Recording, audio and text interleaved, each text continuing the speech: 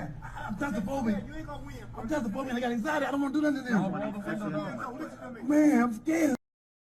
You made a mistake somewhere. When I start breathing, it's gonna go off on me, man.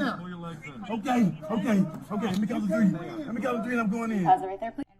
What's going on in that conversation? It's going on a conversation that I'm watching, you know, Mr. Floyd saying that he clasped over to the back seat of the police car.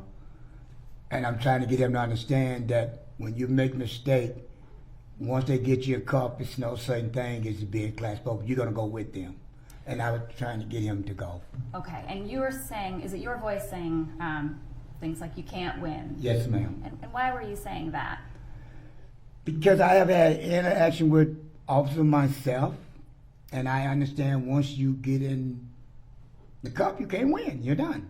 Okay. It's just the way I have looked at it. So were you trying to just help him to make the situation easy?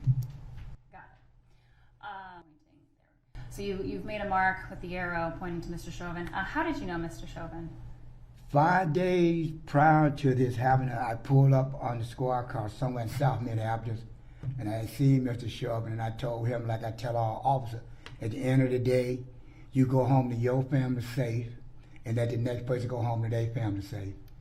So you had just met him in the community a few days prior, is that right?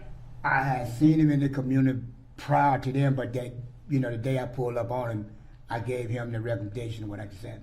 Okay, so you had seen him 5 days or so prior, had a conversation with him, but you had known him in the community before that as well, is that right? I had seen him riding through the community, not knowing him. Okay, so you recognized him as an officer in the community? Yes, ma'am. Okay.